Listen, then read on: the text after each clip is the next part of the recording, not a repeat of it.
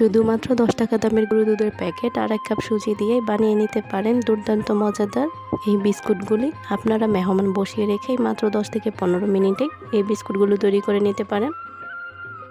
এই বিস্কুটগুলো তৈরি করতে সময় তেমন বেশি লাগে না, আর এগুলো অনেক দিন সংরক্ষণ করা যায়। আর এই বিস্কুটগুলো খেতে হবে দুর্দান্ত মজা, ছোট বড় সবাই খেতে পারবে আর সবাই খুবই পছন্দ করবে। আসসালামু আলাইকুম, welcome back to my channel জাহিজ kitchen. চলুন আজকে রেসিপিটা তৈরি করি। প্রথমে আমি এখানে নিয়ে নিয়েছি একটি ডিমটা আমি একটা কাঁটা চামচের সাহায্যে খুবই ভালো করে ফাটিয়ে নিচ্ছি।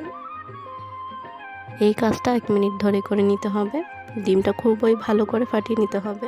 ডিমটা খুবই ভালো করে ফাটানো হয়ে গেলে তাতে অ্যাড করে দিচ্ছি আমি এখানে 4 চামচের মতো চিনি, সাথে দিয়ে দিচ্ছি 1 চিমটি পরিমাণ লবণ। আবারও কাঁটা চামচের সাহায্যে চিনিগুলো ডিমের সাথে গলিয়ে নিচ্ছি। চিনিটা আপনাদের অনুযায়ী বুঝিয়ে দিবেন। চিনিটা ডিমের সাথে খুবই ভালো করে গলিয়ে নিয়ে তাতে অ্যাড করে দিচ্ছি গুঁড়ো দুধ। আমি এখানে 10 টাকা দামের একটা গুঁড়ো দুধের প্যাকেটের সম্পূর্ণ দুধই দিয়ে দিয়েছি। সাথে নিয়ে দিচ্ছি আমি এখানে 1 কাপ সুজি। সুজির থেকে আমি অল্প অল্প করে সুজি নিয়ে এভাবে ডিমের সাথে মিশিয়ে নিচ্ছি।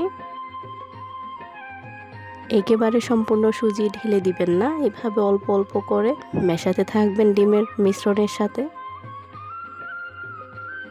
প্রথমবার সুজি দিয়ে খুবই ভালো করে মিশিয়ে নিয়ে আমি আবারও সুজি দিয়ে দিয়েছি।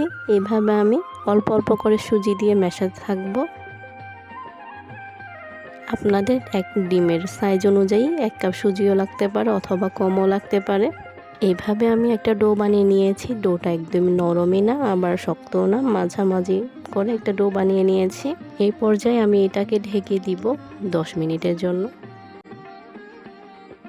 10 মিনিট পর ঢাকনাটা উঠিয়ে নিয়েছি। ঢাকনাটা উঠিয়ে আবারও খুবই ভালো করে নেড়ে চেড়ে মাখিয়ে নিচ্ছি। আপনারা এটা চামচ বা হাতের সাহায্য করে নিতে পারেন। এই পর্যায়ে হাতে আমি অল্প পরিমাণে তেল দিয়ে পুরো হাতে মেখে নিচ্ছি, এতে করে পিঠাগুলো লেগে যাবে না। এই পর্যায়ে আমি একটা চামচের সাহায্যে অল্প পরিমাণে ডো নিয়ে নিচ্ছি।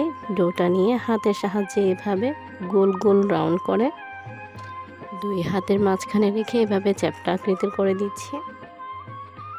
দিয়ে তারপর এখানে একটা চামচের সাহায্যে এভাবে বিস্কুট শেপ করে দিচ্ছি। দেখতেই পারছেন, আপনারা দেখলেই বুঝতে পারবেন। অন্যদিকে আমি আপনাদের আরও একটা বানিয়ে দেখিয়ে দিচ্ছি। আমার বিস্কুটগুলো বানানো হয়ে গিয়েছে। এই পর্যায়ে আমি চুলায় একটা প্যান বসিয়ে দিয়েছি। প্যানে দিয়ে দিচ্ছি বেশ কিছু পরিমাণে তেল। তেলটা একটু বেশি দিতে হবে। তেলটা গরম হয়ে এলে তাতে অ্যাড করে দিচ্ছি বিস্কুটগুলি ডুবো তেলে ভাজতে হবে। আর বিস্কুটের এভাবে এক পাশে লালচে কালার হয়ে আসলে আমি অন্য পাশটা উল্টিয়ে দিচ্ছি। দেখতেই পারছেন, বিস্কুটগুলো ভাজতে বেশি সময় লাগবে না, 3 থেকে 4 মিনিট মতো সময় লাগতে পারে।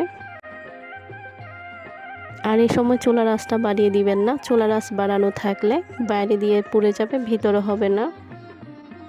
দেখতে পাচ্ছেন পিঠাগুলো কতটা ফুলকো ফুলকো হয়েছে। এভাবে বিস্কুটগুলো দিয়ে খুবই ভালো করে বিস্কুটের গায়ে তেল ছড়িয়ে দিতে হবে। দেখতে পাচ্ছেন আমার বিস্কুটগুলো তৈরি হয়ে গিয়েছে। বিস্কুটের গায়ে এভাবে লালচে কালার হয়ে আসলে আমি বিস্কুটগুলো উঠিয়ে নিচ্ছি। আমার বিস্কুট পিঠাগুলো একদমই তৈরি হয়ে গিয়েছে, দেখতে পাচ্ছেন।